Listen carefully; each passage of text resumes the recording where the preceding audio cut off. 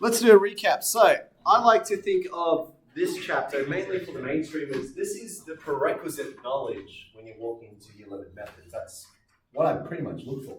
I look at these particular skills. So mainly this. This is the pretty much the biggest branch, and that's Year 9 and 10 mathematics right there. The rest, this one is simple linear algebra, and the middle part is some sort of memorizing. So it's the part where I say, don't question, just do what I tell you. Yeah. So that tells me a lot about the journey from Year 9 to 10 in terms of can they work with algebra, can they follow a set of instructions, and have they been practicing? Because you get technically about a nice 2 months worth. So you get 1 month in Year 9 and you get 1 month in Year 10. So in total, it's almost like 2 months worth of algebra practice. It's just whether they've done that at home or not. Yeah. So let's have a look at what we need to know. So the prerequisite knowledge, if we ever plan on doing methods, is that the next step from linear, which is straight line equations, most things can easily be modeled if it's consistent, but when it's not, learning this section is only very specific to certain types of careers and thinking. That's why specifically for methods. Otherwise, most careers don't need it. So students don't have to do methods. If they choose it, this is one of the prerequisite knowledge. Yeah? So quadratics. To sketch quadratics, which means you have to be able to visualize it and then analyze it, there are 3 key things you must need, one of which is the x-intercept. What is the other 2? Give me one more, Jaden.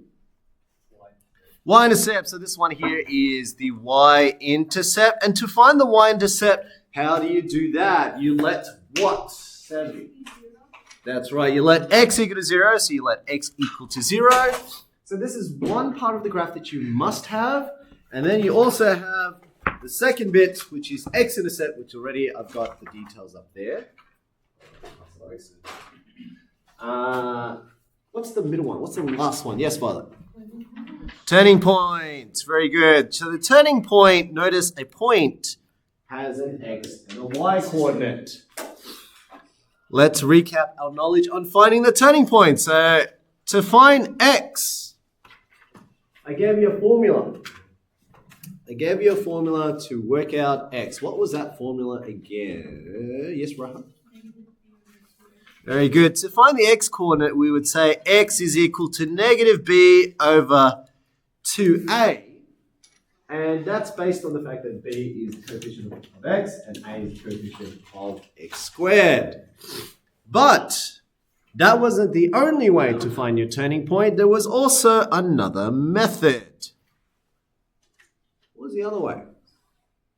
How else can you find the turning point? Finding the average of the 2 x. Beautiful. So I should do it like this. There are 2 ways to do it.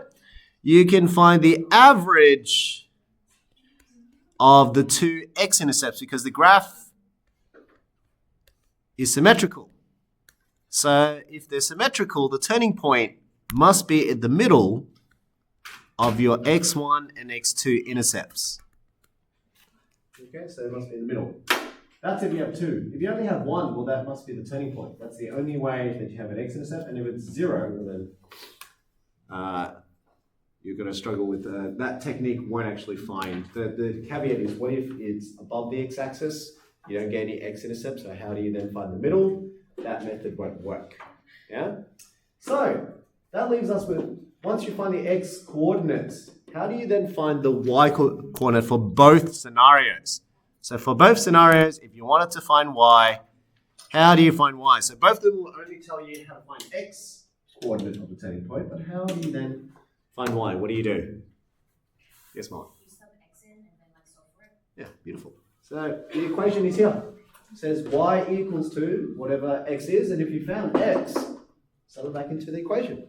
Okay, so if you sub it back into your equation, so right here, to help you, say sub x into equation. And if it helps you, draw an arrow to remind you. Okay, so if you sub it back in, that should tell you what y equals to. For both scenarios. For both scenarios, those are the 2 techniques. So this is what I meant, that you can take it as a fact, don't question. But there is a third little method, which actually links from this side. That blank leads to this section here. What's the third method to find a turning point, which is my preferred method? Turning point formula. And how do we get from a general form to a turning point form? So here's the turning point form, just to remind you. Turning point form is y equals a bracket x. I think in your textbook they normally do minus h squared plus k. I actually don't care what the parameters are. I just know the form. So I usually say a x plus b squared plus c. But if I follow the textbook normally says minus h and plus k for obvious reasons later. Are we, like, with their A's and B's and stuff, would it be the same as far as the equation? No. Or is it just okay? Yeah, this one's a different form. So that's called the general form. General form. So the A, B's, and C, this is a different form, so it follows a different set of parameters. How do I get from general form to turning point form? Technique you guys have learnt. Anyone? Raha again? Completing the square, which fills out this spot here. Complete the square. I prefer this method when I get to sketching. I just find completing the square because it tells me the turning point, and then the general form tells me the y-intercept. So I've already got 2 out of the 3 keys. I don't actually sub that one in or look at it to find turning point. I can't be bothered doing this formula and then sub this back in. I actually just do one factorization. And the reason why I like that is because you hit 2 birds with 1 stone. As you do this, you can find the turning point, but at the same time, you can also find the x-intercept in one method.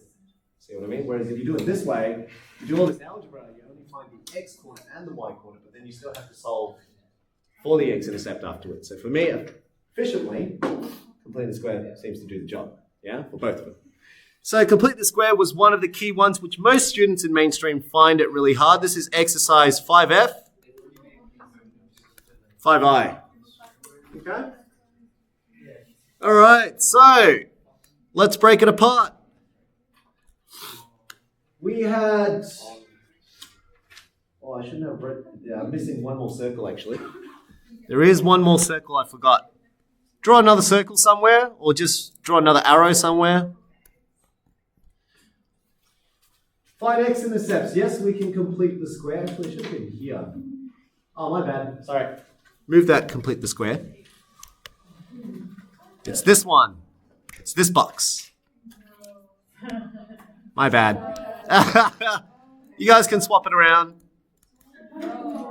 Complete exercise 5F5I. I just realized because they follow, I drew it so it falls like this. That's right.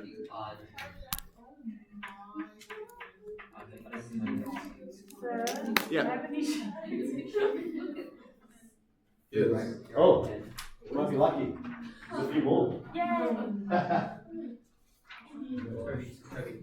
All right. Let's have a look at this then. So, the x-intercept, like I said, this is the bulk of your learning. Year 9, Year 10 mainstreamers, if you had to ask, this is the area that they should be practicing. And this is how I quickly determine if they're ready for methods or not. I essentially, when they come in, or even just towards the end of the year, you know that unit 1 orientation kind of thing, you walk in and I give you pretty much something like this. And I look for a couple of things. Factorizing is one of the key things that you spend pretty much 2 years, or 2 months specifically, to learn and solve. One of which we already just mentioned, complete the square. What's the other 2 boxes, key skills that year 10s usually should learn in relation to quadratics? Yes, Father.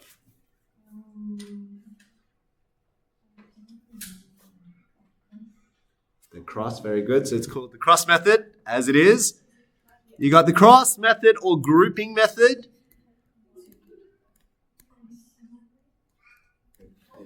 Cross or grouping method. What's the other one? So cross or grouping is probably what I think is the most important because you have to be able to do it quickly. But then there was one more nice one. What's the other one? Yes. Beautiful. Dots, difference of perfect squares. So a squared minus b squared equals a minus b times a plus b. Grouping method just gets you, Again, the cross method or grouping method gets you into 2 brackets. Completing the square, on the other hand, does not get you into 2 brackets, or it does, but the 2 brackets are exactly the same. So it turns out to be turning point form. Those are your 3 key skills. Most students already struggle here, let alone complete the square, and dots they forget. Okay, they can do the ones like, if I gave them x squared minus 9, most of them will memorize what to do, but as soon as I give them x minus 1 squared minus 9, they can't do. Okay, both of them same technique, but the difference between the two, that's how I know. So when I give them a quiz and they come in, I give them that, just to see if they did remember DOPS. If they don't know that, that means, again, previous level, yeah? And then I give them this just to see how much have they practiced. Then from that, you can tell a lot. How much have they learned about their memorizing skills, following instructions, and the sketch. But you can see just in 1 or 2 questions, you can tell a lot about a student's sort of journey from year 9 and year 10, yeah? All right, and 2 missing boxes. So I said if you can't even factorize, if students are year 10 or mainstream, they can't even factorize, so that means they can still do this, follow instructions, but they're going to lose that 3rd mark. What was the one technique they can use to get it? Yes, Andy? Expanding. Factorizing. Okay, never mind.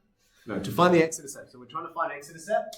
You've got either factorizing, which if you get locked out, meaning you can't do any of these, there is still another way to get there. Right?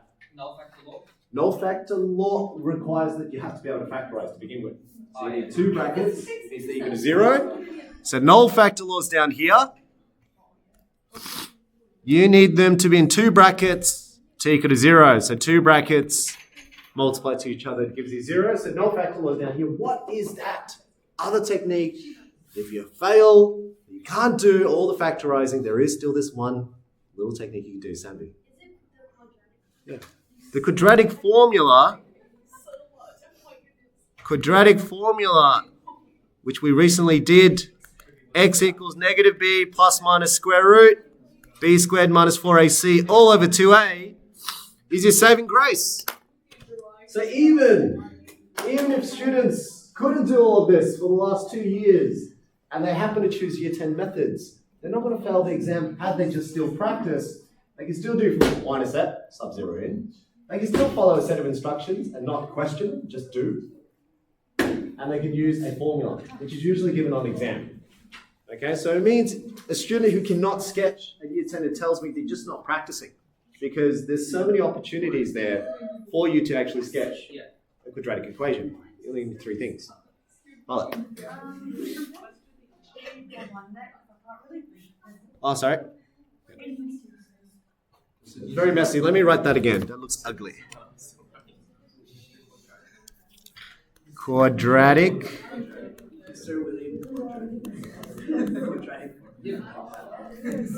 Let's write that again.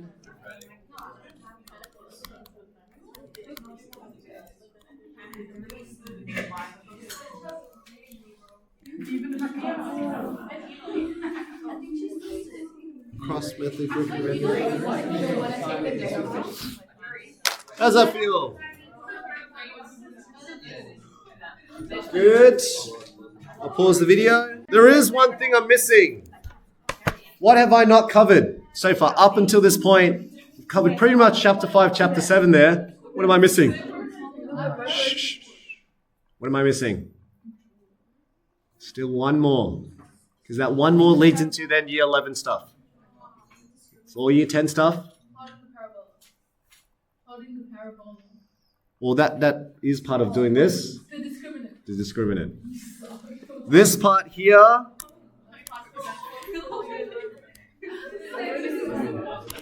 The discriminant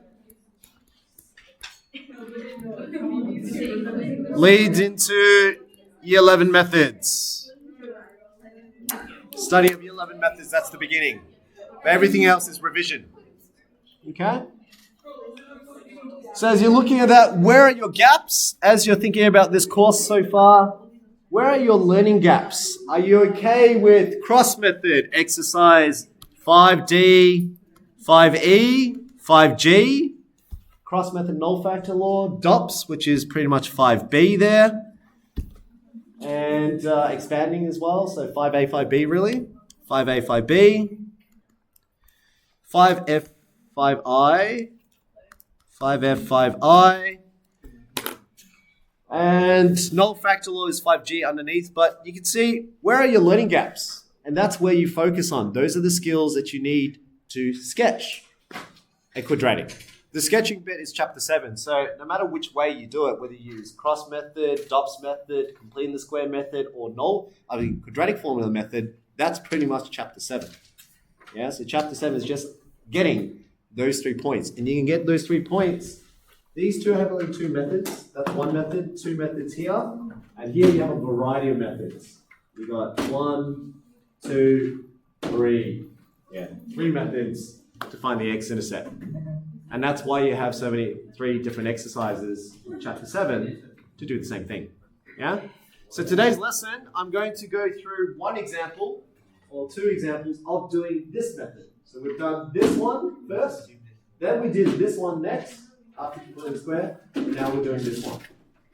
Okay, so we're doing quadratic form, and that should give you a whole set of different skills to just simply sketch a quadratic. Obviously, at the end of it, you have to be able to use applications to then analyze. Okay? All right, here we go. Grab out your other sheet. Thank you. Grab out the 7E. Grab out your 7E sheet. Here we go. Let's move over to 7E.